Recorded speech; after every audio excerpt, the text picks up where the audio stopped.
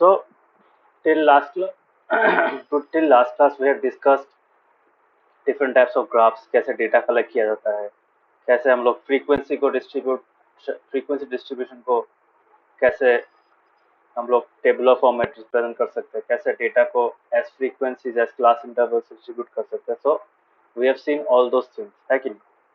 So we have understood how to group data and how to get a cumulative inference from the data. ठीक है, तो वो हम लोग को समझ में आ गया. बट अभी हम लोग क्या करेंगे, डेटा को और अच्छा तरीके से समझने के लिए वी नीड, बिकॉज हम लोग के पास जो डेटा होता है वो क्या होता है, that data spans across very large number of points, है कि नहीं? बहुत सारा डेटा पॉइंट्स होता है. सो उन सब डेटा पॉइंट्स में if you want to understand the data quickly and at a glance, एक झट से अगर कोई डेटा को, मतलब एक डेटा कितना तरीके से डिस्ट्रीब्यूट किया गया है, so what we do, we try to find the middle most value. ठीक है, मिडिल मोस्ट वैल्यू, ये मिडिल मोस्ट जो वर्ड है, ये वर्ड बहुत सब्जेक्टिव वर्ड है. क्यों सब्जेक्टिव वर्ड? बिकॉज ये अलग अलग सिचुएशंस में अलग अलग इंपॉर्टेंस प्ले करता है. समझ में आ रहा है?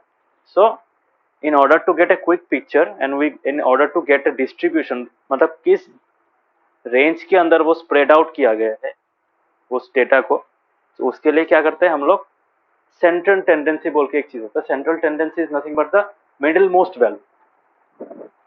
ठीक है, समझ में आ रहा है थोड़ा थोड़ा?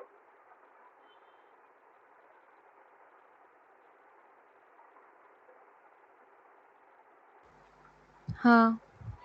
So what we do, we try to find the middle most value. So middle most value तुम लोग का बुक में 3 है.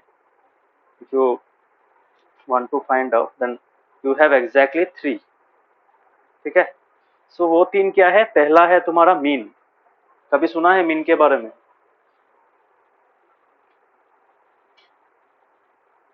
हाँ, मीन के बारे में सुना है? Mean, MEAN, it's a statistical major.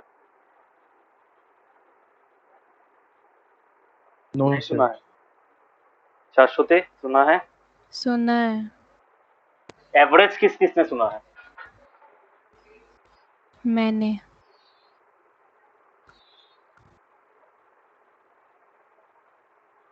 Average value सुना है कभी? Average marks, average value. हाँ sir.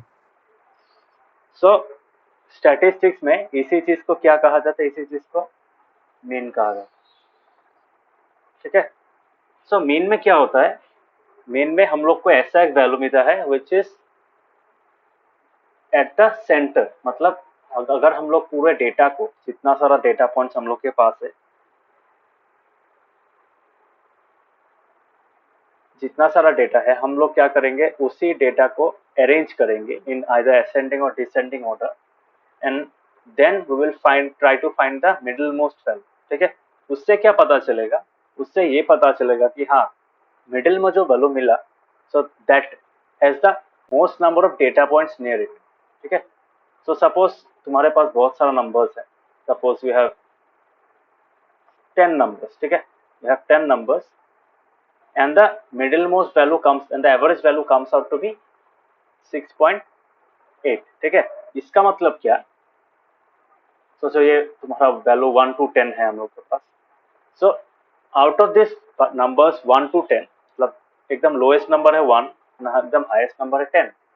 So out of all this values you can say that most of the values will lie near the 6.8 range. समझ में आया? तो 6.8 के सामने में ज्यादातर वैल्यूज तुम्हें मिलेगा डेटा का. समझ में आ रहा है?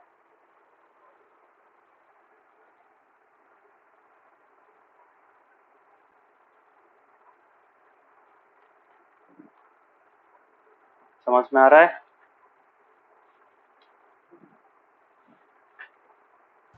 हाँ. So that can give us an idea of how the data is spread in the entire collected data set. मतलब डेटा जो कलेक्टेड डेटा है, उस कलेक्टेड डेटा में कैसे स्प्रेड हुआ, मतलब स्प्रेड किया गया है, मतलब जिस तरीके से डेटा एग्जिस्ट करता है डेटा सेट में, तो उसी चीज को हम लोग ऑब्जर्वेशंस बोलते हैं। तो ऑब्जर्वेशंस में हर एक डेटा पॉइंट का जो वैल्यू है वो किस रेंज के अराउंड लाई करता है, किसके सामने रहेगा ज्यादातर data points, so we can get an idea from the average. ठीक है, तो एवरेज जो होता है, मीन मतलब मीन जो होता है उसका एरिथमेटिक मीन भी बोला जाता है। तो एरिथमेटिक मीन, उसके बाद और एक क्वांटिटी है that is called the median. ठीक है, मीडियन होता है, उसके बाद एक होता है मोड। सो ये तीनों चीज क्या देता है, तीनों चीज अल्टीमेटली सेंट्रल एक द मिडिल मोस्ट वैल्यू को निकालने में हेल्प करते हैं, बट हर एक का अपना ही अलग अलग कैरेक्टरिस्टिक है। So will study each of them and try to find the difference between each of the three quantities. ठीक है, सो स्टैटिस्टिक्स में क्या होता है, स्टैटिस्टिक्स में वी हैव थ्री, मतलब तुम लोग के जो बुक में है इससे ज्यादा भी होता है, but these three are the most basic ones. ठीक है, so there are exactly three measures of central tendency in statistics. So the first one is mean, the second one is median, and the last one is mode. ठीक है, समझ में आ रहा है?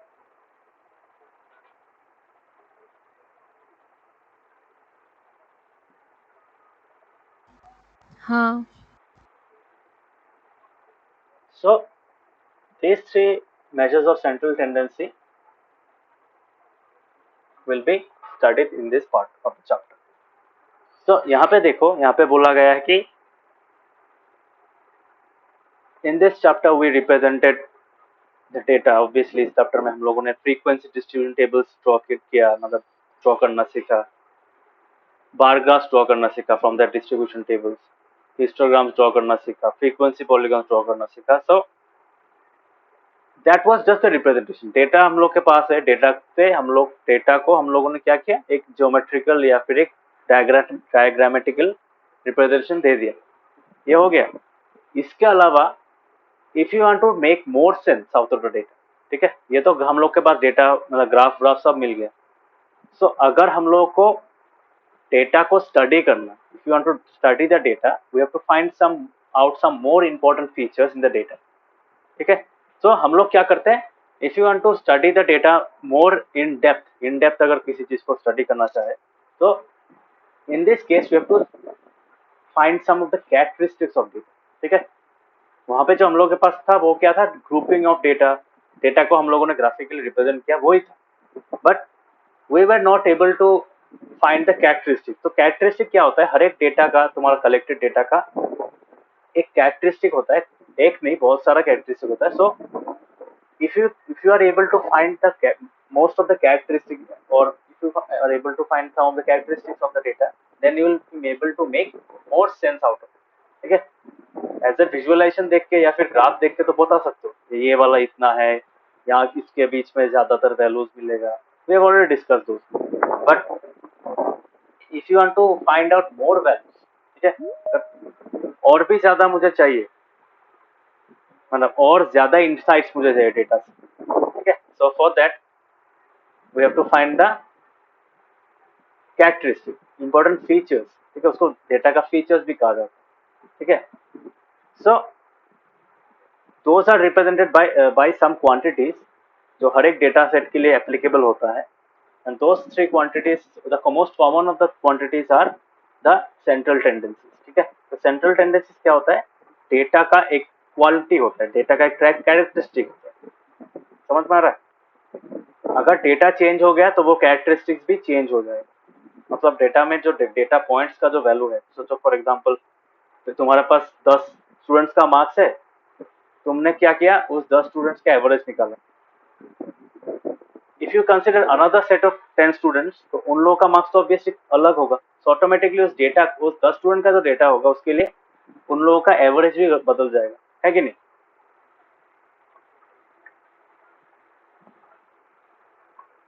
बदलेगा कि नहीं, बोलो। हाँ। क्यों बदलेगा? Because now the data has change, the collected data has changed because you are now considering new values as part of the data point. सबको समझ में आ रहा है? हाँ सर। Yes sir. तो यहाँ पे एग्जाम्पल देख लो, एग्जाम्पल देखने से समझ में आ जाएगा। यहाँ पे देखो क्वेश्चन नंबर्स दिया हुआ है, क्वेश्चन नंबर 1 2, सोचो 5 क्वेश्चन था एग्जाम में, कोई टेस्ट हुआ था तो टेस्ट में 5 क्वेश्चन था। देयर वर 2 स्टूडेंट्स, ठीक है। So first one is Mary and the second one is Harry. अभी क्वेश्चन नंबर 1 में देखो मैरी को मिला 10, हैरी को मिला 4। सेकंड क्वेश्चन में मैरी को मिला 8, हैरी को मिला 7। थर्ड क्वेश्चन में Mary got 9, Harry got 10। 4 number question में जो था, नंबर 4 क्वेश्चन, वहां पे मैरी को मिला 8, हैरी को मिला 10 और लास्ट में मैरी को मिला 7 और हैरी को मिला 10। So these are the distribution of numbers. अभी मैरी का जो एवरेज स्कोर होगा in the test, so what will be her average score, that can be found out by, मतलब हर एक क्वेश्चन में उसको कितना मार्क्स मिलना चाहिए होगा ताकि उसका जो टोटल मिला वो मैच करे, ठीक है ना। So if you want to find that value, तो हर एक क्वेश्चन में कितना मार्क्स मिलना पड़ेगा उसको, देखो बिकॉज देखो हर एक क्वेश्चन में मार्क्स का अलग अलग। पहला क्वेश्चन में 10 मार्क्स है, सेकंड में 8 मार्क्स मिला, दिखाई दे रहा है कि नहीं?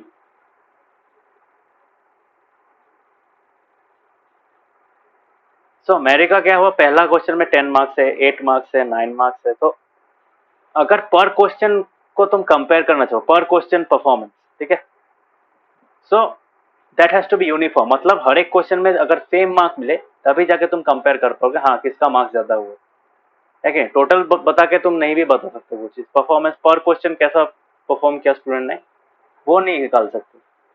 सो what we do, we find the average. कैसे निकालते हैं? 10 प्लस 8 प्लस 9 प्लस 8 प्लस 7, यह हो गया मैरी का total marks. Total marks divided by number of questions. कितना क्वेश्चन था? 5 क्वेश्चन। सो कितना मार्क्स होता है? 10 प्लस 8 18, 18 प्लस 9 कितना होता है?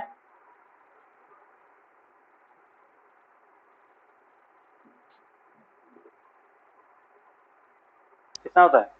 27 27 प्लस 8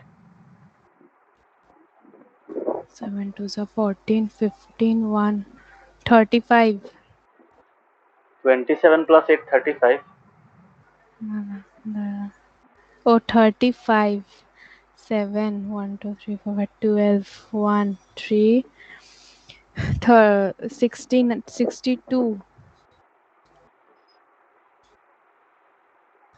62 62 प्लस 7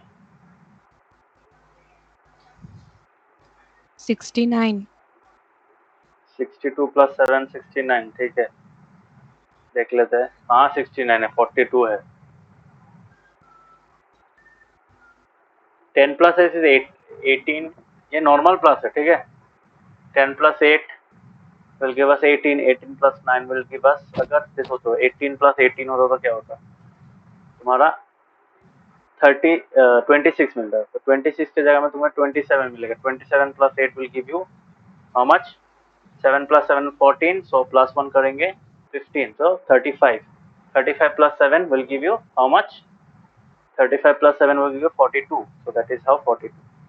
शाश्वती कैलकुलेशन अच्छा करना पड़ेगा, एग्जाम में मिस्टेक होगा नहीं। समझ में आ रहा है? हाँ सो दैट इज 42। तो 42 डिवाइड बाय क्या करेंगे, कितना क्वेश्चन है? 5 क्वेश्चन है। So that is by Mary's average score was found using 42 by 5 which is equal to 8.4, ठीक है। अभी हैरी का जो एवरेज स्कोर है सेम तरीके से हम लोग निकालेंगे। उसका कितना है? 4 7, so 7 plus 4 will give us how much? 7 plus 3 is 10 11, so 11. 11 plus 10 21, 21 plus 10 31, 31 plus 10 is 41, so 41 by 5 करेंगे। 41 by 5 कितना मिलेगा? 8.2, ठीक है। इसका मतलब क्या? इसका मतलब है मैरी का एवरेज स्कोर ज्यादा है, although Mary did not get full marks in 3 questions like Harry, ठीक है, फिर भी उसका एवरेज मार्क्स ज्यादा है। क्यों ज्यादा है? बिकॉज उसका टोटल मार्क्स ज्यादा है। टोटल मार्क्स अगर ज्यादा हुआ तो पर क्वेश्चन में डिस्ट्रीब्यूशन जो होगा वो भी ज्यादा होगा। समझ में आ रहा है?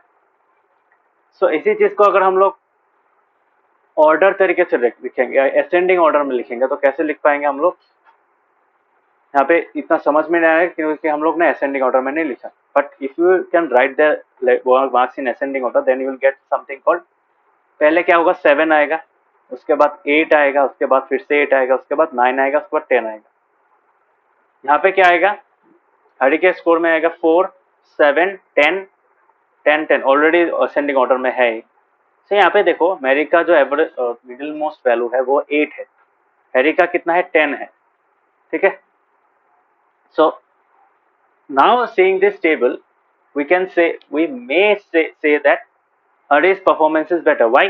Because जो ascending order में दिया गया है तो 10 जो वैल्यू है, 10 जो वैल्यू है, we can say that middle most score के बेस पे अगर हम लोग किसी स्टूडेंट का परफॉर्मेंस सर्च करेंगे तो दैट विल बी हैरी, है कि नहीं? तो हरी हैज गॉट 10, तो उनका उसका जो डेटा है उसके उसमें जो मिडिल मोस्ट वैल्यू है that is 10, while Mary's middle most value is 8. ठीक है, when the marks are arranged in ascending order. ठीक है, सो यहाँ पे देखो अभी कौन सा चीज तुमको बेहतर लग रहा है, मतलब which thing you are finding it better, मतलब कौन सा बेटर अप्रोच है क्या, मतलब परफॉर्मेंस मेजर करने के लिए? Is it the average score और द मिडिल मोस्ट वैल्यू? कौन सा लगता है तुमको? which one seems to be more justified and more appropriate? कौन सा वाला, एवरेज या मिडिल मोस्ट?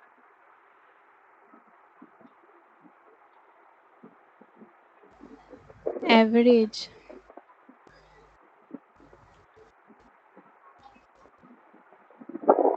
बाकियों को कौन सा लगा? Sir both. Both, I am talking about any one, both नहीं, both is not an average. Option. Average. Rishikesh क्या लगता है, कौन सा ज्यादा बेहतर लग रहा है मतलब स्टूडेंट का परफॉर्मेंस डिसाइड करने के लिए? Is it the average marks और the middle most value? Which one? मैं एग्जाम का क्वेश्चन नहीं पूछ रहा हूँ, मैं सिर्फ नॉर्मली पूछ रहा हूँ। ठीक है, एग्जाम में नहीं देगा, but just to get an idea of what you are thinking, इसलिए मैं पूछ रहा हूँ। बोलो क्या होगा?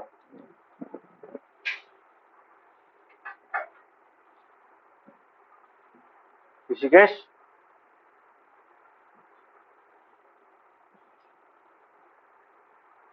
सुनाई दे रहा है? Yes sir. बोलो कौन सा ज्यादा अप्रोप्रिएट लग रहा है? Is it the average score और द मिडिल मोस्ट वैल्यू? कौन सा?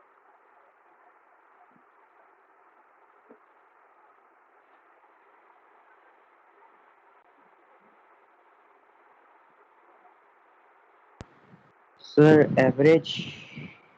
ओके, सो एवरेज यहाँ पे क्यों लग रहा है मैं बताता हूँ। एवरेज यहाँ पे ज्यादा अप्रोप्रिएट लगेगा तुम लोगों को, बिकॉज यहाँ पे हम लोग टोटल मार्क्स देख रहे हैं। टोटल मार्क्स में क्या है, टोटल मार्क्स में मैरी का स्कोर है 42, हैरी का स्कोर है 41। सो ये जो तरीका अपना था, मैरी ने अपना था, तो Mary said that her performance was better, so she claimed to have performed better than Hari, but Hari did not agree. Hari arranged their marks in ascending order and found out that he got the middle value was more in his case, है कि नहीं? So he said that his performance was should be rated better. So Mary convince नहीं हुए, क्यों? Because obviously उसका marks, total marks ज्यादा था, है कि नहीं? टोटल मार्क्स ज्यादा था, इसके लिए क्या हुआ, मैरी ने ऑल्दो कुछ सब्जेक्ट्स में कम परफॉर्म किया, बट हरी का जो पहला वाला सब्जेक्ट था वहां पे देखो उसको 4 मिला, तो इसलिए क्या हुआ, हरी का मार्क्स कम हो गया। Although he scored full marks in last 3 subject, पहला सब्जेक्ट उसका खराब हुआ था, तो ऑटोमेटिकली क्या हुआ, उसका टोटल मार्क्स घट गया, है कि नहीं? सो दोनों स्ट्रेटेजी में किसी को मतलब कोई भी तुम्हारा वो नहीं हो, मतलब कोई भी तुम्हारा सेटिस्फाइड नहीं हो, ठीक है, जे हाँ ये वाला तुम्हारा मेथड ठीक है, अप्रोच ठीक है. So what happen, they try to find out another type of thing that cat is कितने को ज्यादा मार्क्स मिला, मतलब किसका परफॉर्मेंस ज्यादा है based on the basis of the maximum count. अभी देखो यहाँ पे काउंट कितना है, यहाँ पे काउंट है 8, मतलब मैरी को जो मार्क्स मिला वहां पे कौन सा नंबर, कौन सा जो मार्क्स है वो ज्यादा बार आया, मतलब रिपीट किया. सो दैट वाज 8, है कि नहीं, क्यों 8, बिकॉज 8 दो बार आया. So according to this Mary's score, मतलब मैरी का जो परफॉर्मेंस है वो decided by the value 8. But Harry का भी क्या होगा, हैरी का भी 10 यहाँ पे, तो 10 is appearing 3 times, so 10 has the maximum number of frequency, है कि नहीं. सो बेस्ड ऑन द फ्रीक्वेंसी वहां पे भी हैरी का स्कोर ज्यादा हुआ, है कि नहीं, समझ में आया.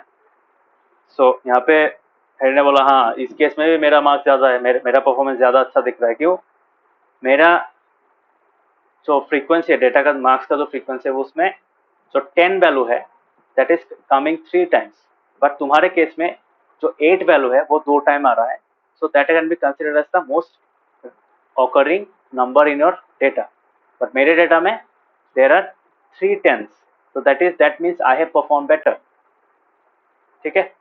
सो इन तीनों अप्रोच को थोड़ा थोड़ा समझ में आया सब लोगों को. So this was nothing but the average. Average जो वैल्यू है देखो 8.4 मिला, 8.2 मिला, एवरेज का जो वैल्यू है वो एक्चुअल डेटा में नहीं है. कहीं पे दिख रहा है 8.2 8.4 दिख रहा है डेटा में, इज इट विजिबल?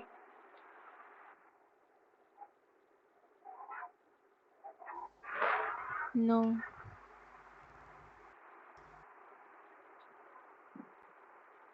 तो दिख नहीं रहा है. So this means this average approach जहां पे हम लोग डेटा का टोटल निकालते हैं, टोटल निकाल के हर जितना डेटा पॉइंट्स है, ठीक है, तो there are 10 numbers which you are getting as data, उनका टोटल क्या होगा, उन 10 नंबर्स को ऐड कर दो, और एवरेज निकालने के लिए क्या करोगे, डिवाइडेड बाई, हाँ क्या डिवाइड करोगे, 10 डिवाइड करोगे. क्यों 10 डिवाइड करो, because there are 10 numbers in the data, है कि नहीं.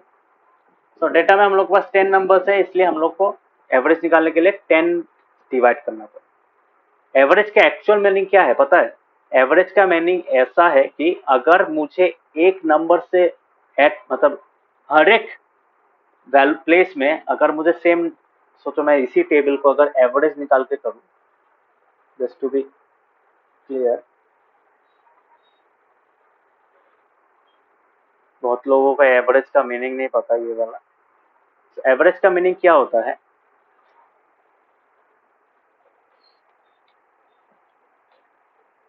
तो ये था क्वेश्चन, ठीक है, क्वेश्चन नंबर्स 1 2 3.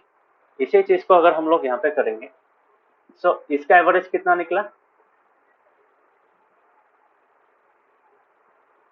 8.4 निकला था, है कि नहीं, 8.4 या 8.2 निकला था, हाँ 8.4, ओके. और इसका एवरेज कितना निकला था, 8.2, ठीक है. सो ऐसे नहीं लिख के एवरेज कैसे चीज लिख सकते हैं, यहाँ पे टेबल का एक्सटेंड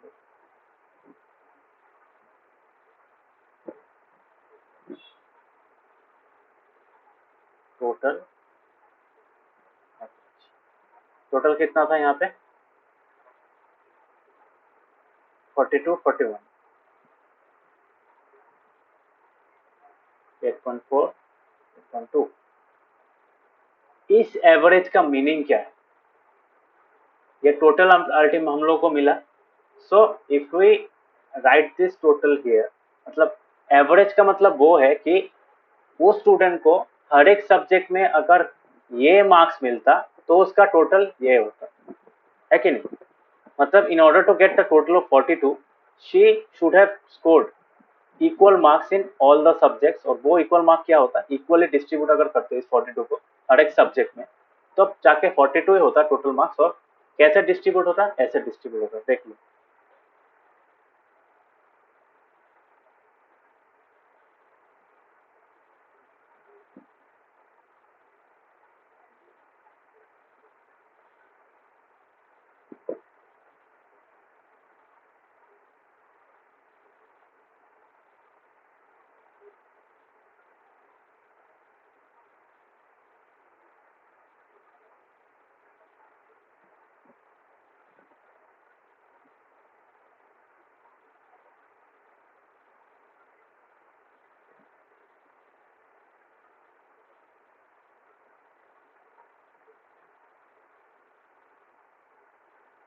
क्वेश्चन नंबर 1 में कितना मिलेगा मेरी को? 8.4 और 8.4 that is equal to 42। यहाँ पे कितना होगा? 8.2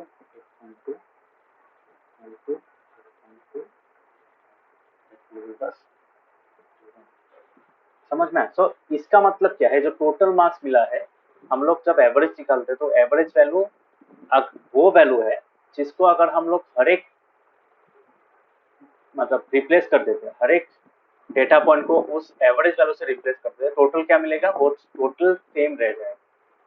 समझ में आया? This is the meaning of average. Is it understood? Average means finding such A value which when added that many number of times, जितना डेटा पॉइंट्स है, that will give us the same total as the actual data। समझ में आया?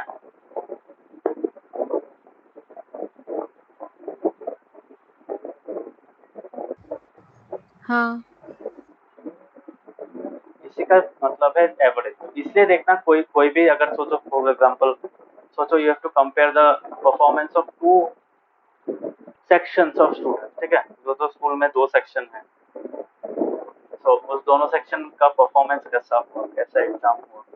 सो teacher बोलता है मेरे class में तो एवरेज, एक क्लास का टीचर बोलता है मेरे क्लास का एवरेज मार्क्स इतना है, दूसरे क्लास का एवरेज मार्क्स इतना है। So based on the average marks they can understand the they get to know the performance of each and every class. So ये क्यों उसको एक मेजर माना जाता है? ये एक मेजर माना जाता है because that helps us to find a value which can represent each of the individual data. ठीक है? तो यहाँ पे देखो ये जो 10 वैल्यू था, ये 10 वैल्यू से ये वैल्यू छोटा है, obviously it's a smaller value, but this 8.4 represents the data in a much better manner। मतलब अगर स्टूडेंट इक्वल परफॉर्म करता, मतलब इक्वल मतलब हर एक सब्जेक्ट में सेम परफॉर्म करता, ठीक है, सेम आउटपुट देके सेम तरीके से एग्जाम दिया होता है इसमें, तो उसको कितना मिलना चाहिए based on her total. That is the meaning of average. समझ में आया?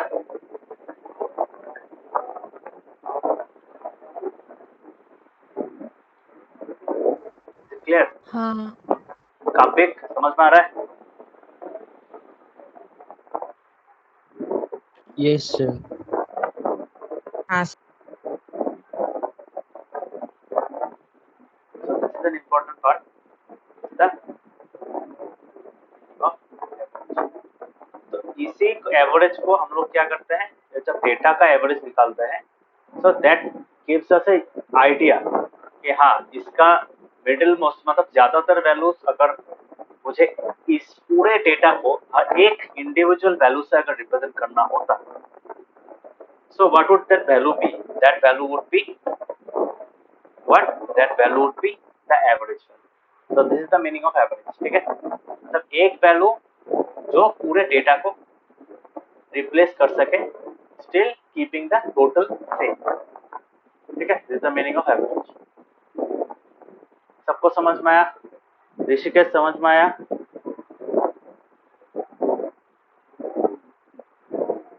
हाँ सर। yes sir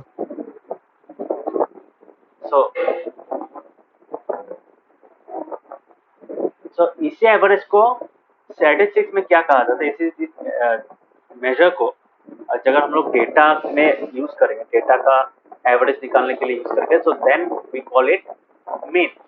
ठीक है? क्या बोलते हैं इसको? मीन बोलते हैं। ठीक है? So the technique which Mary used in finding the average is called the mean method। ठीक है? डेटा का जो मीन कैरेक्टरिस्टिक है वो यहाँ से निकल जाता है। Similarly, the second approach which Harry used to compare the performance is called the median। median में क्या होता है? मिडिल मोस्ट वैल्यू निकाला जाता है। तो डेटा को आइदर असेंडिंग या डिसेंडिंग ऑर्डर में अरेंज करके based on the number of data points data का मिडिल मोस्ट वैल्यू निकाला जाता है, just to get an idea of how much what is the central value. ठीक है? तो सेंट्रल वैल्यू क्या है, उसके बेसिस पे हम लोग डेटा का एक पिक्चर मतलब एक बड़ा सा एक पिक्चर हम लोग विजुअलाइज कर सकते हैं, एक आइडिया लगा सकते हैं। समझ में आ रहा है? Is it clear? So this is the way you find the median. So Mary का जो मीडियन स्कोर है वो क्या है 8 है, हैरी का जो मीडियन स्कोर है वो क्या है 10। ठीक है, समझ में आया?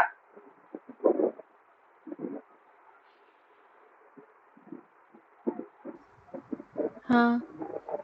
तो मीडियन के लिए क्या करना पड़ता है? फर्स्ट कंडीशन है मीडियन के लिए you have to arrange the data. Mean के लिए नहीं चाहिए, मीन में देखो जब एवरेज निकाला तब कोई अरेंजमेंट नहीं किया, मतलब असेंडिंग या डिसेंडिंग ऑर्डर में डेटा को शिफ्ट नहीं किया, but for this specific task in order to find the middle most value the data has to be sorted. ठीक है, डेटा को क्या करना पड़ता है? सॉर्ट करना पड़ता है, मतलब एक पर्टिकुलर ऑर्डर में असेंडिंग या डिसेंडिंग में अरेंज करना पड़ता है। ठीक है, only after doing that we can find the median value. ठीक है, उस डेटा का मीडियन वैल्यू हम लोग निकाल सकते हैं। और जो लास्ट वाला था, लास्ट वाला में क्या किया? लास्ट वाला में फ्रीक्वेंसी निकाली। They have found the most occurring number, है कि नहीं? वो नंबर निकाला उनके डेटा में, मैरी और हैरी के डेटा में वो नंबर निकाला अपने अपने नंबर में, डेटा में जो नंबर सबसे ज्यादा बार रिपीट कर रहे हैं, that occurs more number of times, more often. ठीक है, समझ में आ रहा है?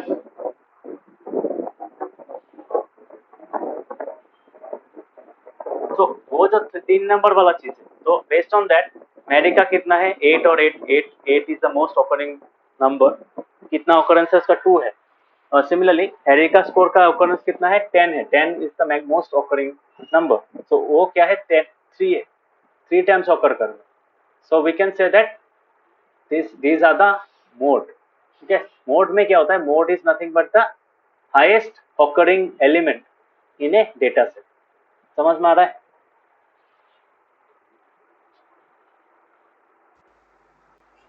हाँ। सो तुम्हारा जो थर्ड अप्रोच था, हैरी ने जो अलग दूसरा वाला स्ट्रेटेजी अप्लाई किया, वो स्ट्रेटेजी क्या था? That strategy is called the mode. ठीक है, मोड में क्या करते हैं हम लोग? जो हाईएस्ट फ्रीक्वेंसी है, जो नंबर का, जो डेटा पॉइंट का हाईएस्ट फ्रीक्वेंसी होता है, उस डेटा पॉइंट को हम लोग क्या करते हैं? उस मतलब वो जो तुम्हारा क्वांटिटी है जिसका डेटा हम लोगों ने निकाला है, या जो उस पर्सन का जो वैल्यू मतलब नाम है, उसको रिप्रेजेंट करने वाला वैल्यू बोलते हैं उसको। ठीक है, तो mode is another central value. ठीक है, तो ऐसा माना जाता है कि जो ज्यादा मोड के केस में ऐसा माना जाता है कि जो एलिमेंट सबसे ज्यादा बार रिपीट कर रहा है वही सबसे ज्यादा इंपॉर्टेंट है। ठीक है, समझ में आ रहा है?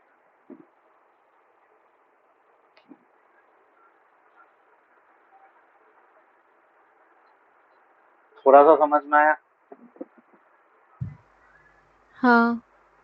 So these are the 3 important measures of central tendency that is used in the most basic ones, that is found using what that is found in statistics। ठीक है, तो स्टैटिस्टिक्स में कोई भी डेटा सेट का ये 3 प्रॉपर्टीज रहेगा।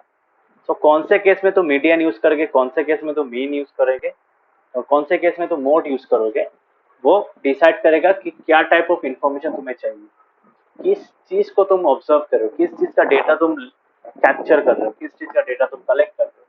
ठीक है, सो बेस्ड ऑन दैट बहुत क्राइटेरिया होता है, इतना सिंपल भी नहीं है। मतलब अगर मीन मीडियन बड़ा बड़ा कंपनीज भी यूज करते हैं। ठीक है, फॉर एग्जांपल मैं बोल रहा हूँ, मतलब तुम्हारा एक रॉकेट लॉन्च से लेकर स्टार्ट करके तुम्हारा वैक्सीन बनाने तक भी ये 3 चीज यूज होता है, just to give you an idea. ठीक है, कोविड का वैक्सीन बनाने के लिए भी मीन और मीडियन यूज किया गया है, और रॉकेट भेजने के लिए जो चंद्रयान 2 भेजा गया था उसके लिए भी ये 3 चीज यूज हुआ है। कैसे यूज हुआ है? बिकॉज वो लोग क्या करते हैं, इसको और एडवांस फॉर्म में स्टडी करते हैं, उसको और एडवांस फॉर्म में यूज करते हैं। तो तुम लोग जो पढ़ रहे हो वो बहुत एक बेसिक मतलब फाउंडेशनल कॉन्सेप्ट है। ठीक है, इसके बेसिस पे बहुत एडवांस टॉपिक्स आज के साइंटिफिक वर्ल्ड में अवेलेबल है और वो यूज भी होता है। समझ में आ रहा है? So this is a very important criteria, because daily हम लोग इतना डेटा कलेक्ट कर रहे हैं, इतना सारा डेटा जनरेट हो रहा है।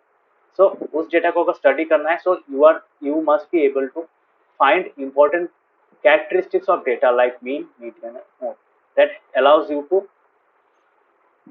study to get insights from the data more efficiently and more accurately. समझ में आया?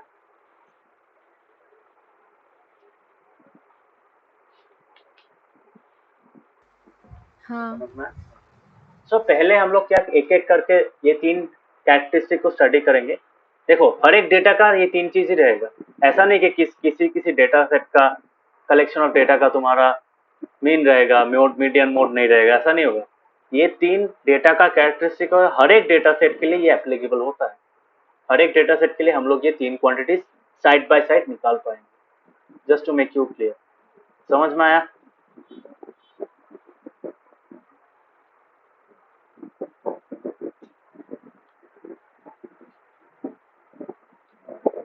Is it clear? यस बाकियों को समझ में आया? Yes, sir. So let us start the measures of central tendency.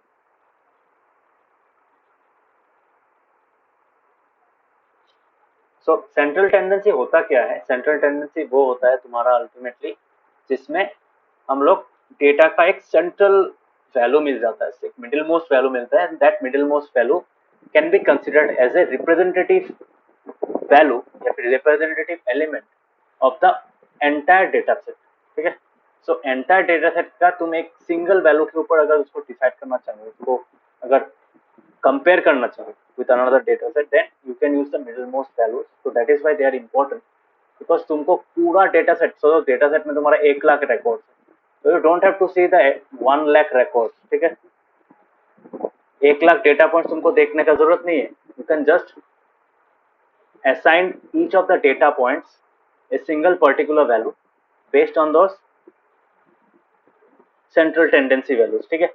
Central tendency क्यों बोला जाता है? सेंट्रल टेंडेंसी इसलिए बोला जाता है कि these values give us a tendency to decide the type of data, ठीक है, the spread of data across the lower and upper limits।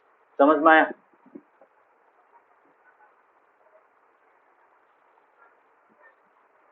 Is it clear?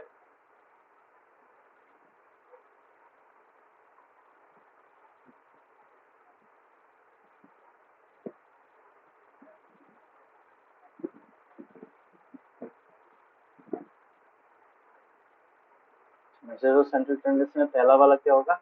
Mean. Mean बहुत सिंपल चीज है।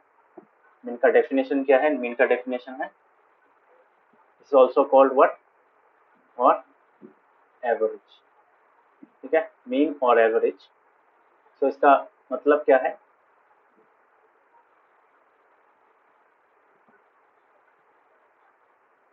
So you can say the mean of a given set of values, given set of data बोल सकते हो, given set of numbers बोल सकते हो। So let me use numbers here. So in the mean of a given set of numbers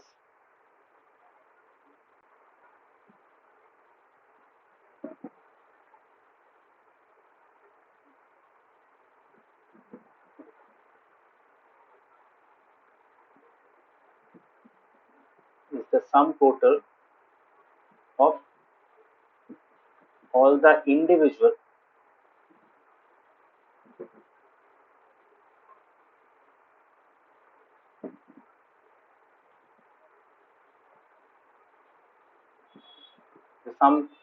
all the individual numbers in the set divided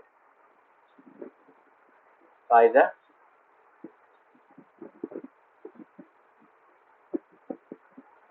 total number of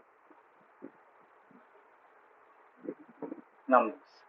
ये total number of numbers, total number of numbers का मतलब क्या है, उसमें कितना number है, ठीक है। So for example, so mean को कैसे लिखा जाता है, मीन का फॉर्मूला है, मीन का एक फॉर्मूला है, मीन का जो फॉर्मूला उसका क्या है, you can say it is equal to sum of observations. Observations क्या होता है, डेटा पॉइंट्स होता है, ठीक है। सम ऑफ ऑब्जर्व, जैसे फॉर एग्जांपल तुम लोग का क्लास में 40 स्टूडेंट्स हैं, you have collected the marks of each of the 40 students, ठीक है। किसी को 35, किसी को 80, किसी को 75, किसी को 90, ऐसा तरीके से मार्क्स मिला है। सो हर एक इंडिविजुअल जो डेटा पॉइंट है दैट बिकम्स एन ऑब्जर्वेशन, ठीक है, because you have observe the mark in real world. किसी का रिपोर्ट कार्ड में देखा है, किसी का कॉपी में देखा है, ठीक है। So those are observation, so you have collected the data from observation. Observation can be the data collected from people by asking them also, ठीक है।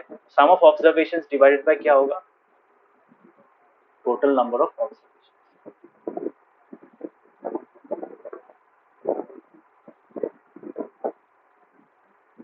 ठीक है, समझ में आया? This one formula of इसी को हम लोग एक मैथमेटिकल नोटेशन में भी लिख सकते हैं।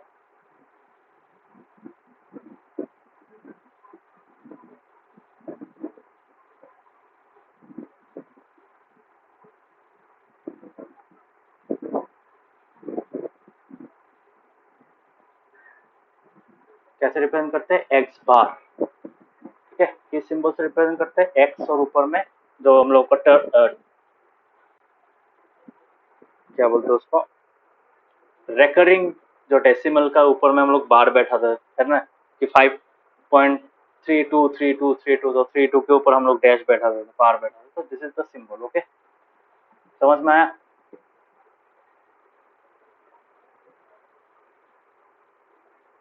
This is the symbol of what, this is the symbol of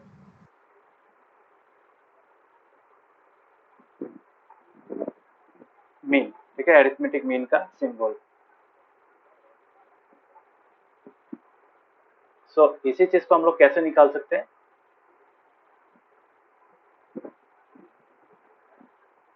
इसी चीज को हम लोग लिख सकते हैं ऐसे,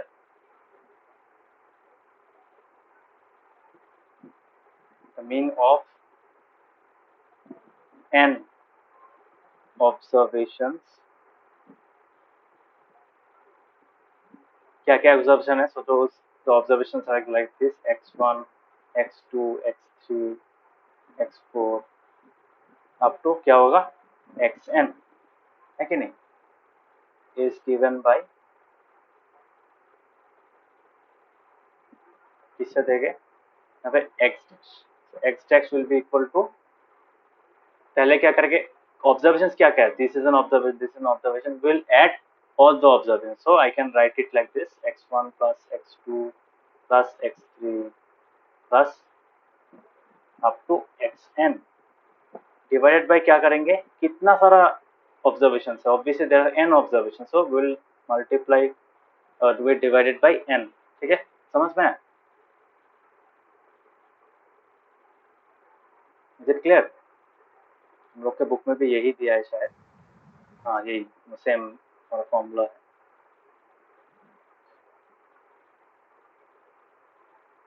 सो किसी भी चीज को हम लोग क्या कर सकते हैं, इस फॉर्म में भी लिख सकते हैं, ठीक है, सिग्मा नोटेशन बोलते हैं उसको। तो सिग्मा नोटेशन क्या होता है, sigma notation is called multiplication, मतलब यहाँ पे देखो हम लोग जो फर्स्ट जो नंबर है उसको x1 लिखते हैं, सेकंड नंबर है x2 लिखते हैं, थर्ड नंबर को x3 लिखते हैं, ठीक है, थर्ड डेटा पॉइंट को x3 लिखते हैं, ऐसे लास्ट को xn लिखते हैं, ठीक है। So that means if you want to write this in a shorter manner we will use the sigma notation, ठीक है। तो सिग्मा को हम लोग समेशन भी बोलते हैं, so we can rewrite this above statement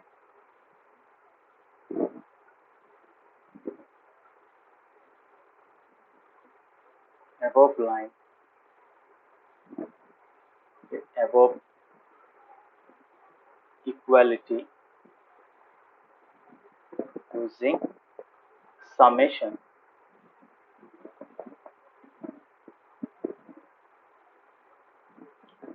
we get so x dash क्या होगा, x dash will be equal to, ये इसको लिखेंगे ऐसे, this is the symbol of sigma. देखा है ना तुम लोगों ने पहले, have you seen this symbol?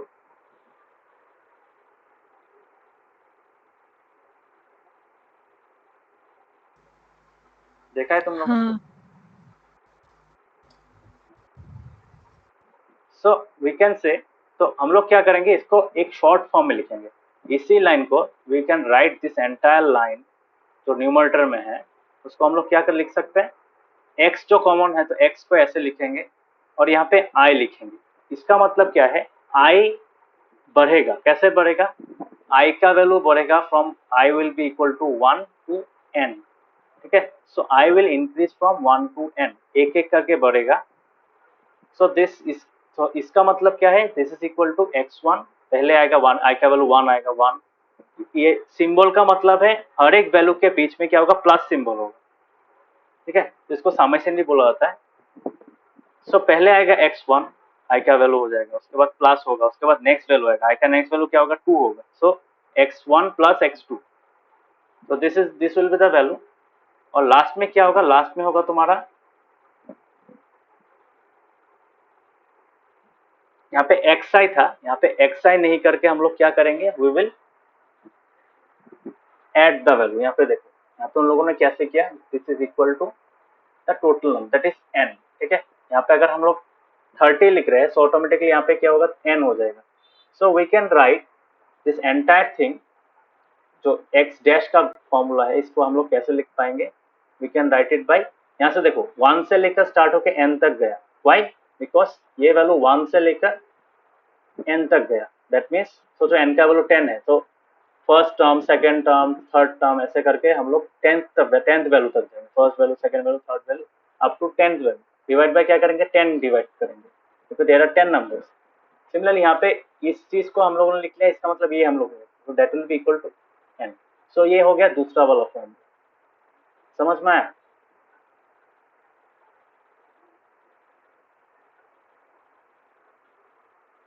Is it clear? Summation notation समझ में आया सबको? डाउट है बोलो।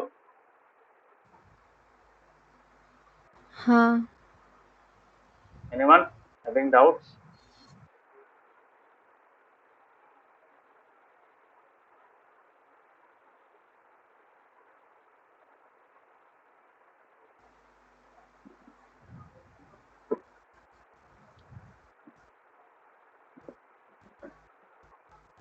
i इक्वल्स टू 1 जो लिखा है वो भी क्या लिखना पड़ेगा? ऑब्वियसली लिखना पड़ेगा। i का वैल्यू मैं अगर 2 दूं, for example if I write 2 here, then the meaning will change. Now it means what?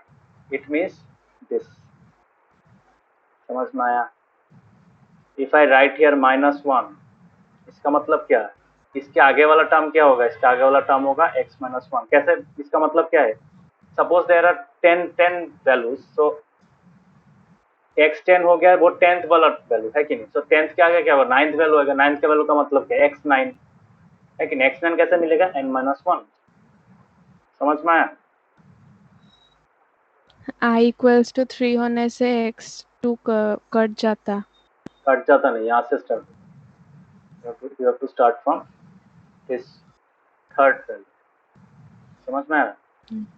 Just to give an idea, मैं ऐसे भी लिख सकता हूँ, मैं ऐसे करके दिखा देता हूँ इसका मीनिंग क्या है, just to give an idea. So x1 plus x2 plus x3 up to xn, ठीक है। सो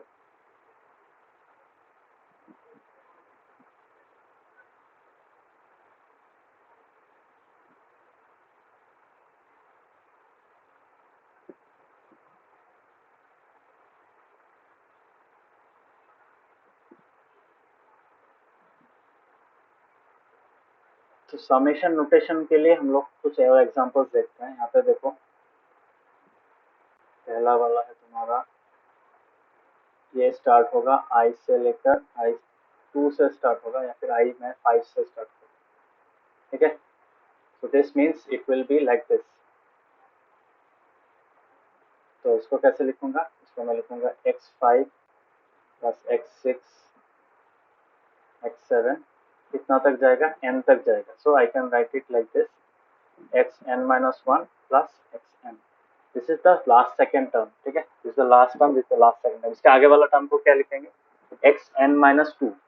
क्यों ऐसे लिख रहे हैं, बिकॉज हम लोग को पता नहीं कि हाँ ये 7 होगा कि 8 होगा कि 20 होगा 30 होगा, ये हम लोग को पता नहीं. So that is why we do not know the value of n. तो n का आगे वाला टर्म को कैसे लिखेंगे, xn minus 1, है कि नहीं. सोचो n का वैल्यू 10 है, सो ऑब्वियसली x का वैल्यू x10 होगा, ये लास्ट वाला टर्म हो जाएगा x10. तो उसके पहले वाला टर्म क्या होगा, x9. तो वो कैसे मिला, n minus 1 10 minus 1 that is 9, है कि नहीं.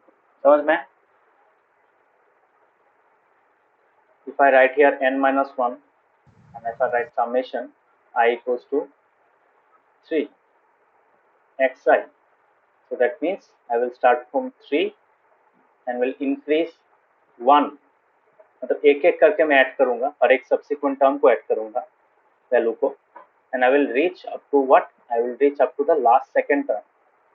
ठीक है, I will not reach the last term because मेरा फाइनल वैल्यू क्या है i का n minus 1. तो i minus 1 मेरा पहुंच गया है. समझ में आया. हाँ. अदर्स समझ में आया समेशन का मीनिंग.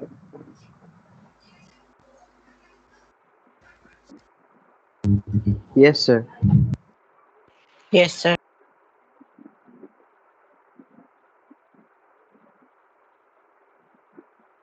Yes, sir.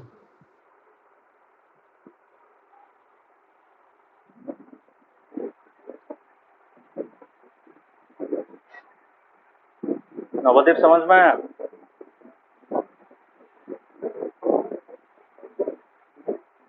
हाँ सर. तो these are some examples. हाँ ये मीन का पार्ट नहीं है, ये सिर्फ एग्जाम्पल है. समझ में आया, ये जस्ट समझने के लिए दिया है. एक्चुअल जो मैंने स्क्वायर बॉक्सेस में लिखा है वो ही अल्टीमेटली मीन का एक्चुअल हमारा वो है, मतलब क्या बोलते हैं, फॉर्मूला. ठीक है. सो लेट अस कैलकुलेट सम मीन. ठीक है, कुछ कुछ वैल्यूज का मीन निकालते हैं. So let us do example 11 now. 10 example 10 करते हैं. एग्जांपल 10 का 10 में देखो जो क्वेश्चन दिया है वो कैसे किया है इन लोगों ने. Let's do some sums based on mean. एक एक करके करेंगे, एक साथ में सब नहीं करेंगे. So this is the question. 5 people were asked about the time in a week they spend in doing social work in their community.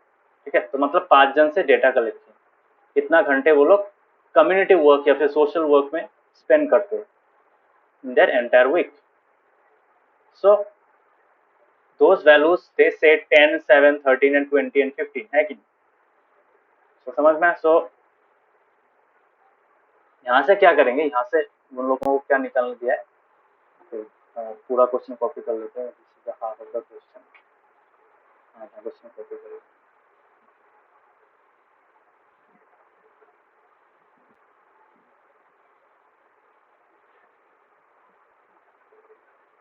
हाँ, तो यहाँ पे क्या बोला गया है, यहाँ पे बोला गया है कि फाइंड द मीन और एवरेज टाइम. मतलब हर एक आदमी अगर सेम टाइम डिवोट करता तो वो वैल्यू क्या होता. ठीक है, that is the meaning of average. अगर हर एक आदमी समान तरीके से मतलब equal number of hours devote करता है, तो जो तुम 2 घंटे के लिए क्लास कर रहे हो, मैं 3 घंटे के लिए क्लास कर रहा हूँ, सो ऑटोमेटिकली दोनों का जो एवरेज क्लास होता, तो if you think that every student will do the same number of hours of class, so that will B a particular same value, unique value. ठीक है, तो हम लोग सबको असाइन कर सकते हैं. So that will be the average. So यहाँ पे वही बोला है, तो find the mean average. So यहाँ पे आंसर कैसे लिखेंगे, आंसर लिखने का तरीका ऐसा है. सो the number of hours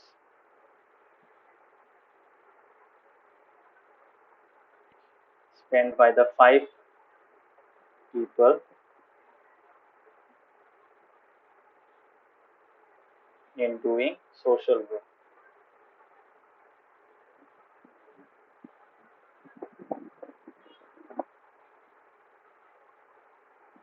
are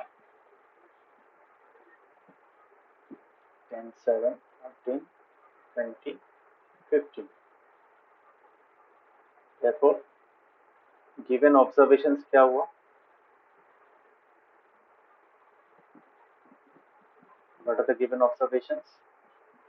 इसको हम लोग सेट में लिखेंगे. सेट ऐसे सेट नोटेशन नहीं चाहिए. हाँ, ऐसे लिखेंगे 7, 13, 20, 15.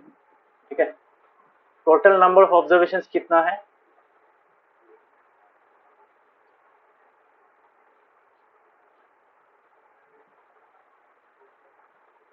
कितना है टोटल नंबर ऑफ ऑब्जर्वेशंस? 1, 2, 3, 4, 5. ठीक है. So there are 5 observations. So we can say mean comma x dash क्या होगा? x dash will be equal to summation of, या फिर डायरेक्टली फॉर्मूला से भी लिख सकते हो, या फिर ऐसे में नॉर्मली भी फॉर्मूला थॉट मेथड भी यूज कर सकते हो. सो मैं हर एक चीज को ही लिख रहा हूँ. So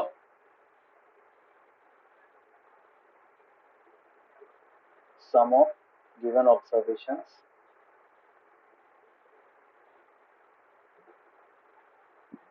divided by total number of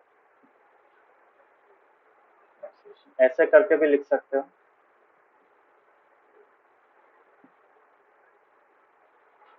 या फिर इसको इस फॉर्मेट में भी लिख सकते हो. ठीक है. So you can right like this. वो मैं बाद में दिखाता हूँ, इसको पहले देख लो. ये बहुत सिंपल सा है. कैसे लिखेंगे? 10 plus 7 plus 13 plus 20 plus 15. Calculate करो कितना होता है. कितना होगा? 65. Sure? Sure.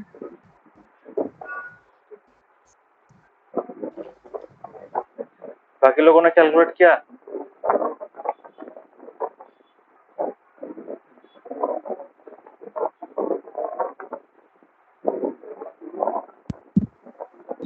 Yes, sir. It's 65. Okay, 65 by 5. So that gives us how much?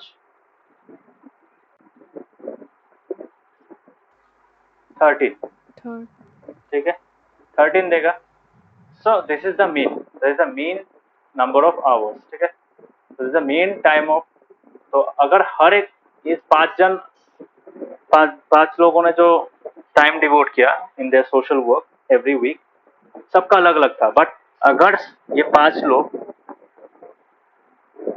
13 घंटे करके देते, 13 घंटे करके स्पेंड करते in doing the social work, then the total would remain the same. है कि नहीं? टोटल सेम रहता. समझ में आया?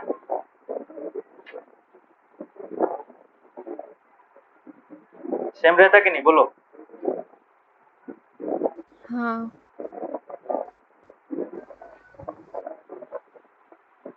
This is the meaning of average. Okay.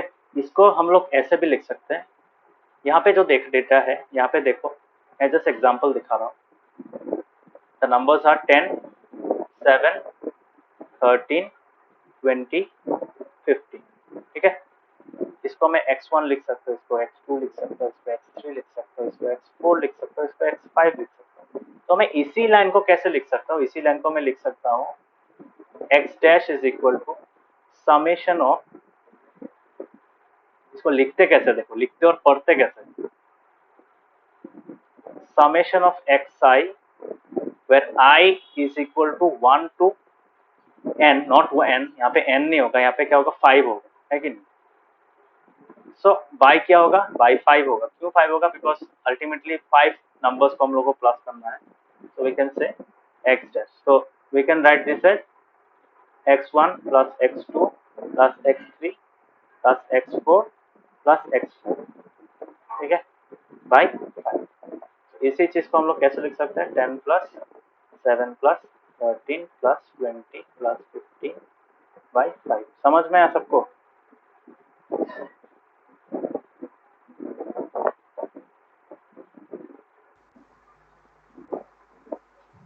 Is it clear? So this is how we assign our data points.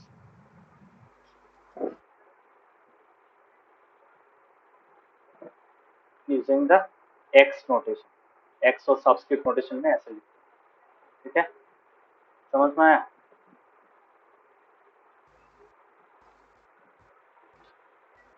हाँ तो यहाँ पे जो हम लोग एक्स डैश लिखते हैं, एक्स डैश का मतलब है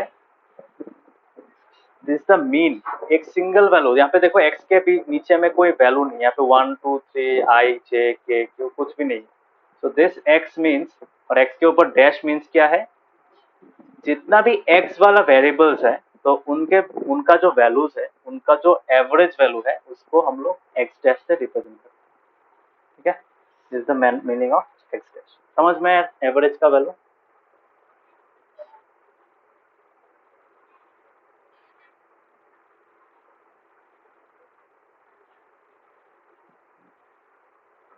समझ में आया? हाँ बाकियों को समझ में आया?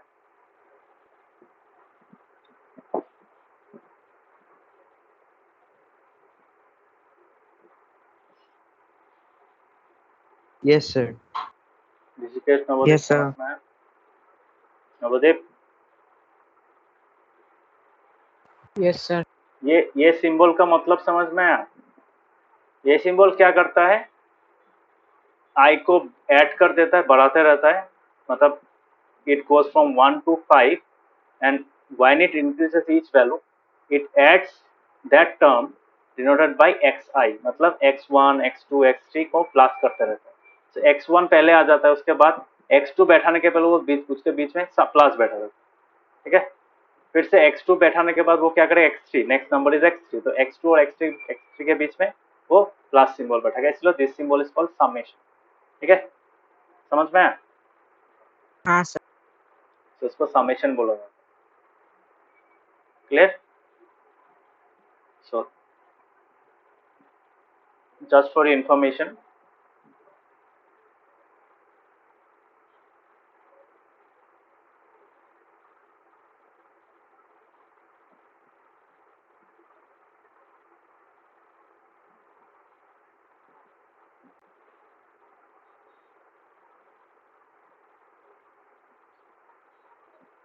क्या बोला जाता है एक ग्रीक लेटर को?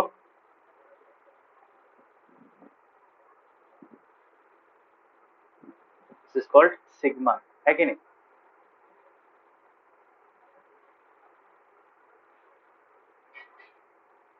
Is it clear?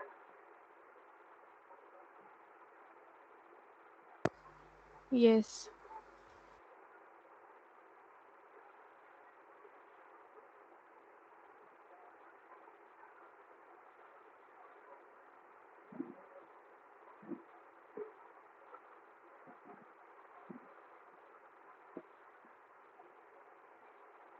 अगर कोई मैथ्स लेके फ्यूचर में पढ़ना चाहता है तो you will encounter this symbol very often. ठीक है, सो ये ऐसा एक वैल्यू, जैसे ग्रीक लेटर साइंस में भी यूज होता है बहुत जगह में। तो hopefully you have got an idea of how to calculate the mean. सबको समझ में आया मीन कैलकुलेट करते हैं? हाँ So we will do some interesting questions based on mean। यहाँ पे देखते हैं कि अगर सिंपल सा सम होता तो यहाँ पे नहीं लिखते हैं। सो यहाँ पे सेम 20 स्टूडेंट्स का सम ऐड करने के लिए बोला है। तो यहाँ पे एक चीज देखो, यहाँ पे फ्रीक्वेंसी के साथ भी हम लोग मीन निकाल सकते हैं। ठीक है, ये जो मैंने फॉर्मूला लिखा था थोड़ी देर पहले, दैट फॉर्मूला, ये जो मैंने स्क्वायर बॉक्स में लिखा था, that formula was for general, it's a general formula. But अगर तुम्हारे पास हो तो 1000 डेटा पॉइंट, 1000 या 500 या फिर 30 50 100 डेटा पॉइंट्स आते हैं। सो एक लाइन में न्यूमरेटर में इतना 100,000 वैल्यूज को ऐड करना, it's a very tedious task, है कि नहीं? सो यहाँ पे भी हम लोग क्या कर सकते हैं, we can find the frequency. ठीक है, तो फ्रीक्वेंसी को हम लोग क्या कर सकते हैं, फ्रीक्वेंसी को ऐड करके हम लोग वैल्यू निकाल सकते हैं। फॉर एग्जाम्पल यहाँ पे देखो, find the mean of the marks obtained by 30 students of class 9 of a school given in example 2। example 2 में अगर जाएंगे, example 2 का जो डेटा है, example 2 का हम लोग डेटा लिख लेते हैं यहाँ पे। यस दिस वन, इसको मैंने यहाँ पे रिप्रेजेंट किया था इफ यू रिमेम्बर। तो इसी डेटा को अगर मुझे ऐड करना है, ठीक है, so this is the data. इसको मैं थोड़ा नीचे ड्रॉ कर देता हूँ। Let me come to this part chapter.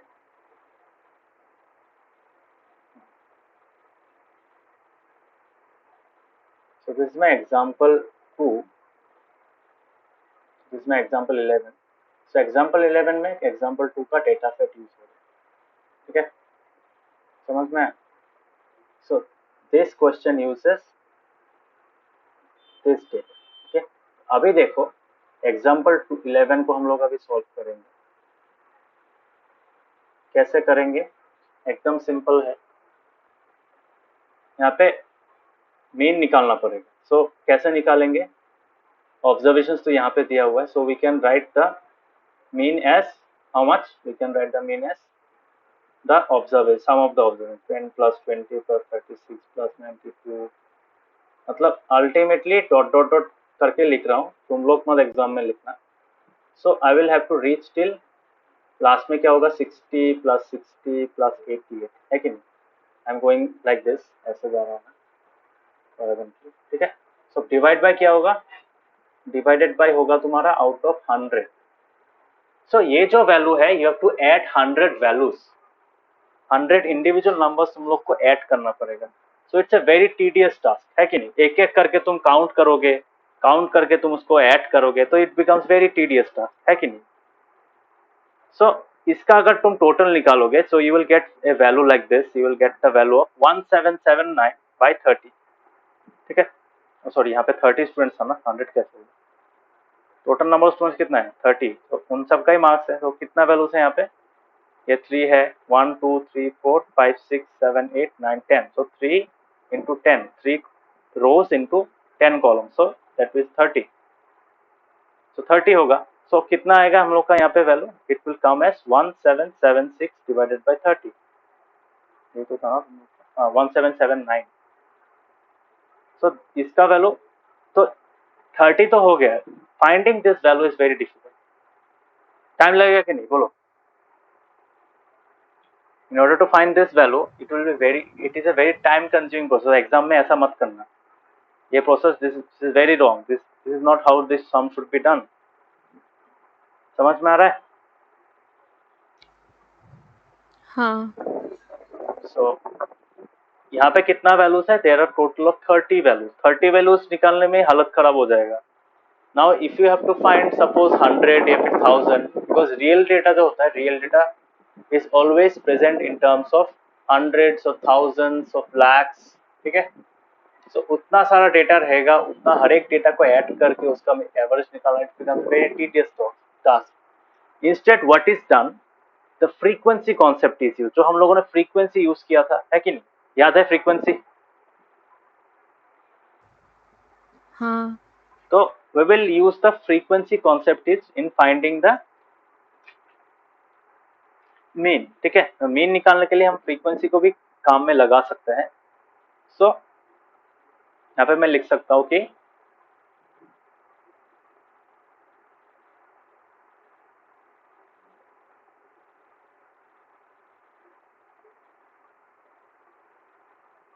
finding the sum of a large number of observations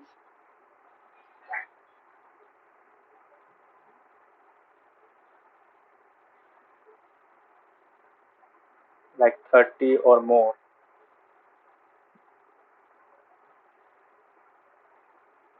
is very tedious and time consuming, है कि नहीं?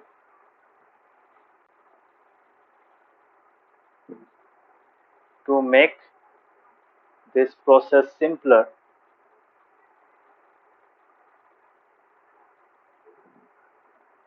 what we do, we calculate, we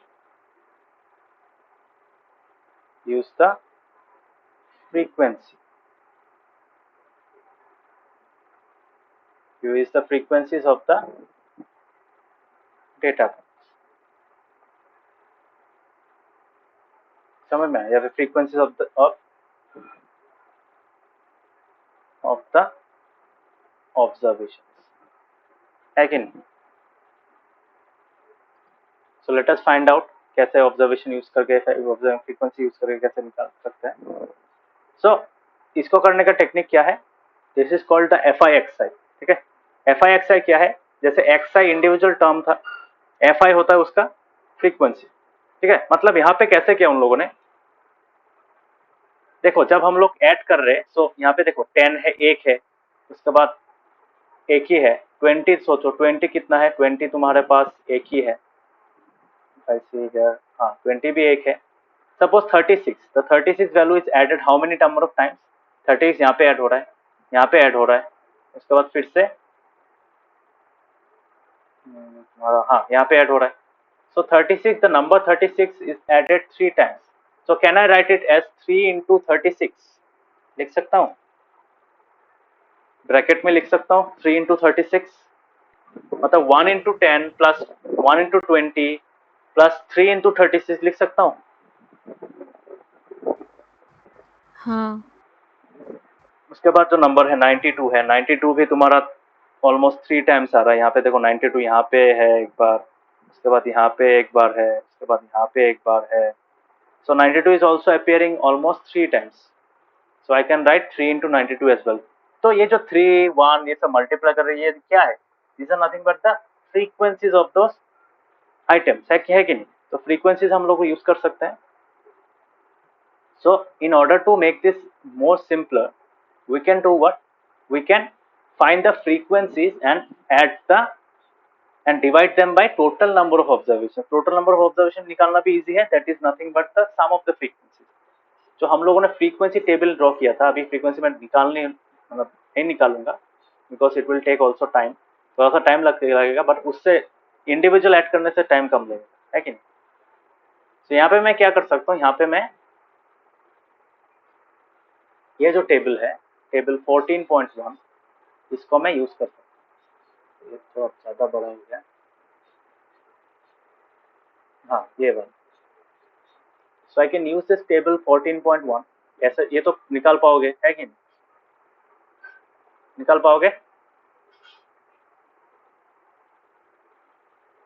so by doing this, Yes, sir. by using this table, we are able to calculate the mean in a much simpler manner. अभी हम लोग क्या करेंगे?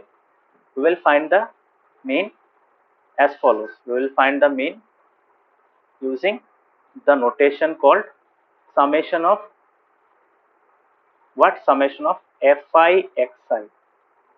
FIXI क्या है? FI है तुम्हारा frequency.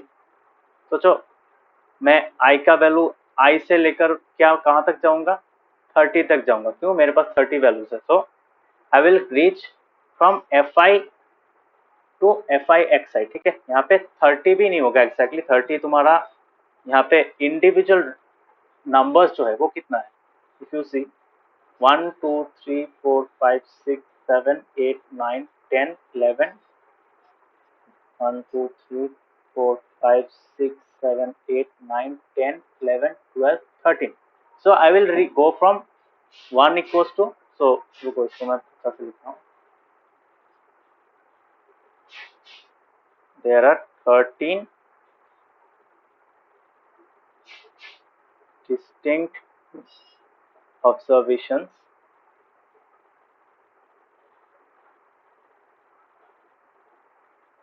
with their own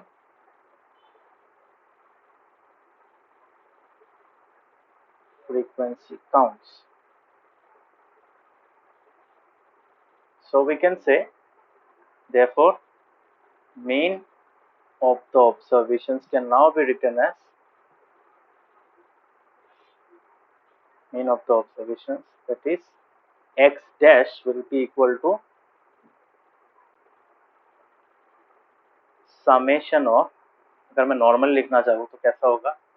I से लेकर 1 से लेकर कहाँ तक जाएगा? 13 तक जाएगा. And it will be nothing but the summation of F I X I, ठीक है। और डिवाइड बाय क्या होगा, डिवाइड बाय होगा total number of, not here the total number of frequencies नहीं होगा, the sum of the frequencies होगा। तो सम ऑफ द फ्रीक्वेंसी देखिए अल्टीमेटली 30 निकल रहा है कि नहीं। तो हम लोग कैसे निकालेंगे इसको, we can find it by using this सिर्फ एफ आई, ठीक है। समझ में आ रहा है, मतलब अगर हम लोग दिस इंटू दिस ऐसा अगर करेंगे, उसको ऐड करेंगे 10 into 1 plus 20 into 1 plus 36 into 3 plus 40 into 4 plus 50 into 3 plus 56 into 2, ऐसे करके हम लोग करेंगे, ऐड करेंगे। सो क्या मिलेगा हम लोगों को, इन सब डेटा पॉइंट्स का सम मिलेगा, है कि नहीं। समझ में आ रहा है।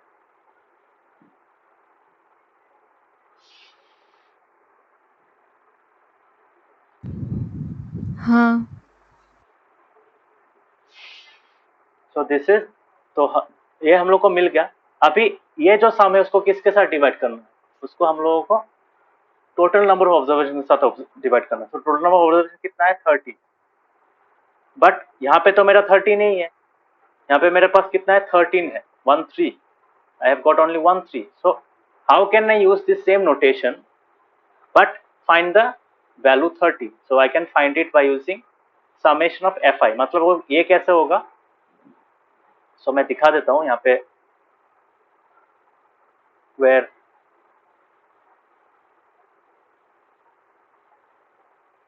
इसको कैसे लिख पाऊंगा, इसको मैं ऐसे लिख पाऊंगा, fi xi will be equals to क्या होगा, fi है ना। तो पहला वाला क्या है, पहला वाला फ्रीक्वेंसी है 1, मतलब दिस इज fi, f1, ठीक है, एंड दिस इज x1। समझ में आ रहा है, this is frequency, this is the f table, this is the x table, ठीक है, x column। so this is f1, this is x1, this is x2, this is its f2। समझ में आ रहा है, this is x3 and this is f3। so how can I write this, I can write this using f1 x1, है कि नहीं, f1 x1 plus f2 x2 plus dot dot dot up to क्या जाएगा, up to तुम्हारा जाएगा fn xn। What is our fn, fn नहीं जाएगा यहाँ पे, n तो है नहीं, यहाँ पे 13 है, the value of n। So I can write f13 x13। So f13 क्या है, f13 हम लोग का ये है, this is our f13 and this is our x13। समझ में आ रहा है, इज इट क्लियर।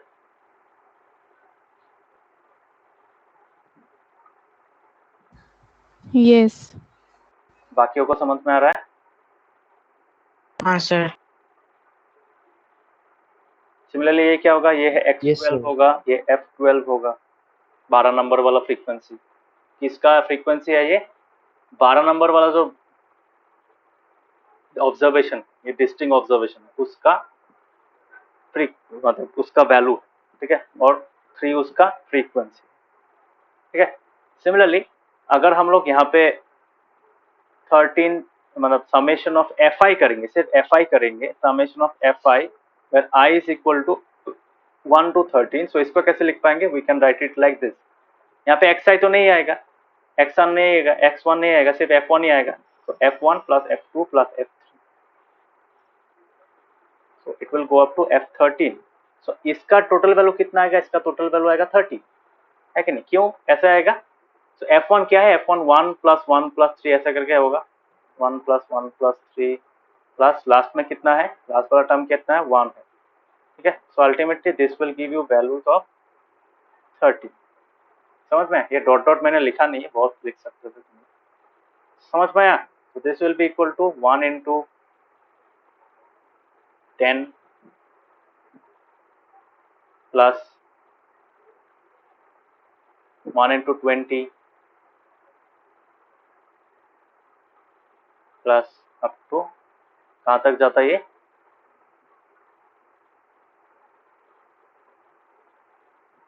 कहाँ तक जाता है ये, लास्ट वाला का क्या होता है, लास्ट वाला का होता है 1 into 95। समझ में आया, इट्स अंडरस्टूड।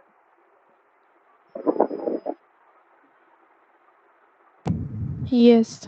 तो ये तुम्हारा जो अनग्रुप डेटा होता है, अनग्रुप डेटा के लिए mean of an ungroup frequency distribution, ठीक है।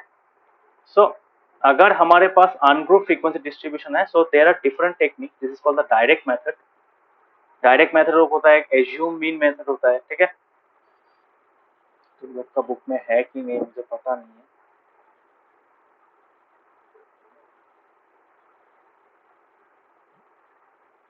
अरे फिर से का ओ सॉरी पहले आ गया।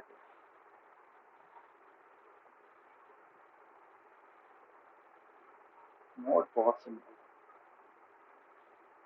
हाँ, तुम लोगों का इतना इम्पोर्टेंट नहीं है, तुम लोग का सिर्फ क्या है, you have to find the frequency distribution of an sorry mean of an ungroup frequency distribution, ठीक है। सो in order to find the frequency of an mean of an ungrouped frequency distribution, you have to use this formula, ठीक है। this is the main formula using frequencies, ठीक है। समझ में आया? तो यहाँ पे डिनोमिनेटर में क्या होता है, n नहीं होता है, यहाँ पे समेशन ऑफ द फ्रीक्वेंसीज होता है फ्रॉम 1 to n। ये क्यों होता है, समझ में आया ये चीज? यहाँ पे अगर मैं n कर देता डिवाइड बाय 13 हो जाता, विच इज नॉट करेक्ट।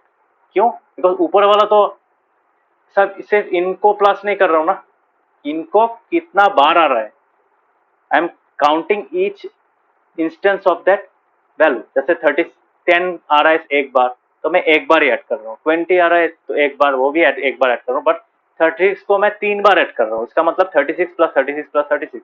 क्यों? तो डेटा में भी 36 3 बार ही है। So that means what, this is nothing but the entire sum of the data, है कि नहीं? समझ में आ रहा है?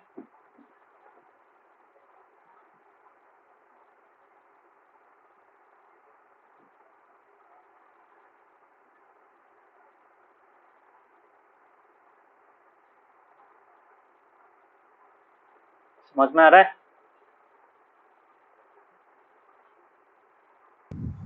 हाँ। Yes, sir. ये वाला Yes, sir.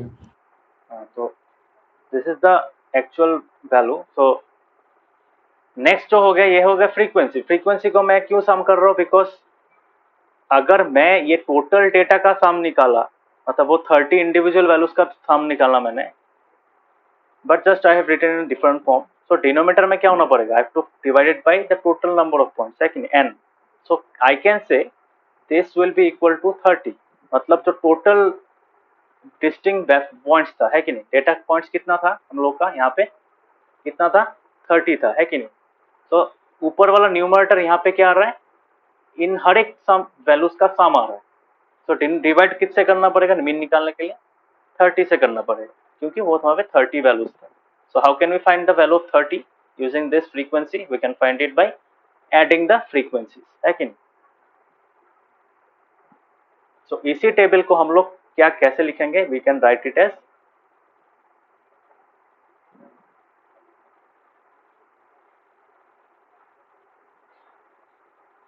सॉरी यहाँ पे लिखेंगे हम लोग mean of ungrouped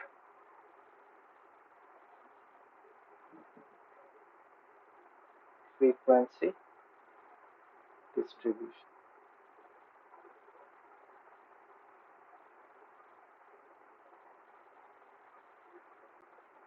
So this is the mean of ungrouped frequency distribution. So that can be written as the form, that can be written using the formula summation of fi xi divided by summation of fi, ठीक है। So इसको direct method भी बोला जाता है, तुम लोग का वहाँ पे है नहीं, एज्यूम मीन मेथड होता है, डायरेक्ट मेथड होता है। ये तुम लोग नेक्स्ट ईयर सीखोगे, क्लास 10 में फिर से सीखोगे कैसा तुम्हारा एज्यूम मीन मेथड होता है, स्टेप डेविएशन क्या होता है, वो नेक्स्ट क्लास में और अच्छा से सीखोगे। बट अभी के लिए ये एक मेथड सीख के रखोगे, this is called the direct method. ये मैं डायरेक्ट मेथड दिखा रहा हूँ, तुम लोग का बुक में सिर्फ डायरेक्ट मेथड ही है।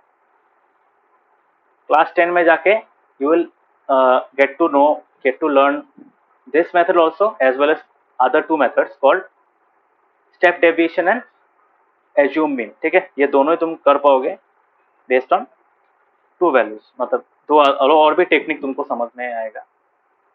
सो इसको मैं कैसे लिख सकता हूँ, इसको मैं ऐसे लिख सकता हूँ, let n observations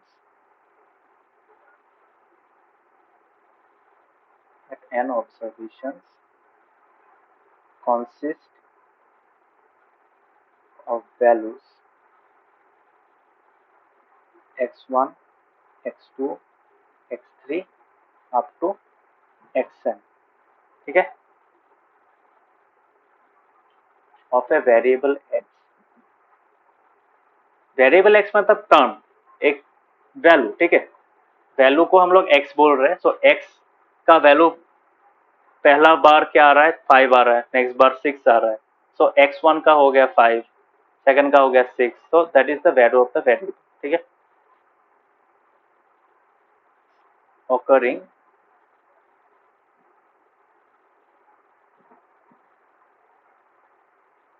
occurring how many times?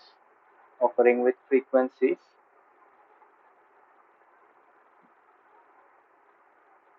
f1, f2, f3 up to fn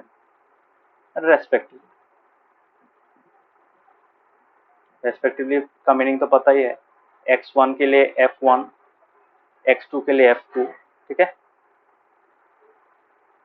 then the mean x dash of these observations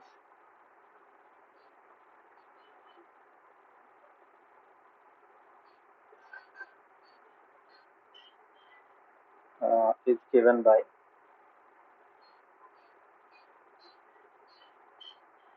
क्या होगा, is given by how much, is given by x dash equals to f1 x1 plus f2 x2 plus f3 x3 plus fn xn divide by क्या होगा, divided by होगा तुम्हारा f1 plus f2 plus f3 up to fn. So this is called, this can be written as, कैसे लिखेंगे इसको, which implies x is equal to summation of, numerator को लिखने का और शॉर्टकट टेक्निक क्या है, summation of fi xi where I is equal to 1 to n divided by क्या होगा, इसको थोड़ा मिडिल में लिखते हैं, तो डिवाइड बाय होगा तुम्हारा summation of i to n fi, ठीक है. सो ये एक फॉर्मूला है, समझ में आया, is it clear?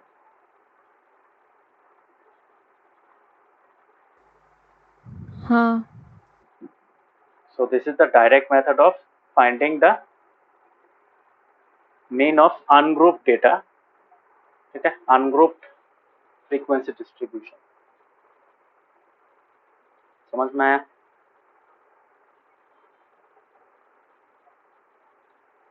Is it clear?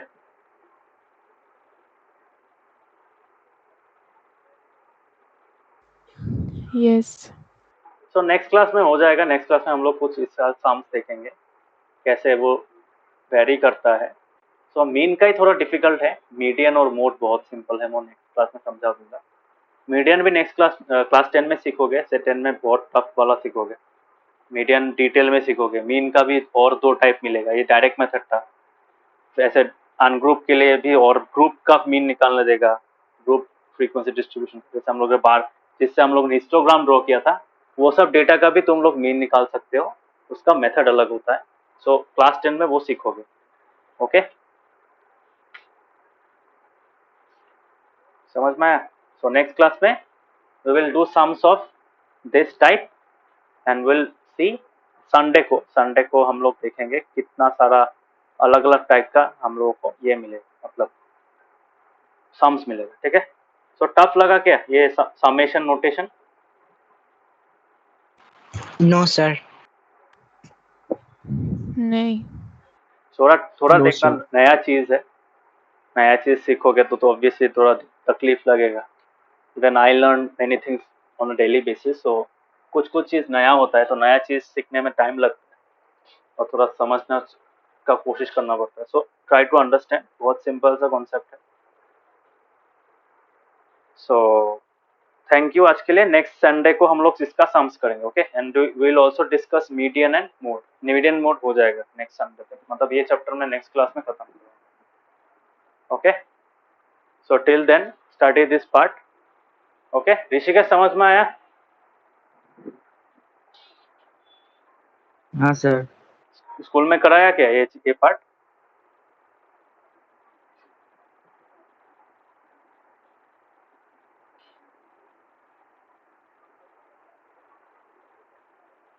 समझ में आया? स्कूल में कराया ये पार्ट? Yes sir. समझा था स्कूल में? Yes sir. हाँ सर, समझा था. हाँ, तो ये अभी करना इसका. कुछ कुछ सम्स एक्सरसाइज से प्रैक्टिस करना. एग्जाम्पल्स देखना कैसे किया है. तो नेक्स्ट क्लास में हम लोग इसका और सम्स देखेंगे. So then you will be more clear, है कि नहीं, कैसे कैसे करना चाहिए. मीडियन और मोड बहुत सिंपल है, मीन वाला ही ज़्यादा टफ है. So we will see all the different kinds of sums. So thank you, bye bye, good night. Bye. Good night. Bye sir, good night. Bye sir, good night.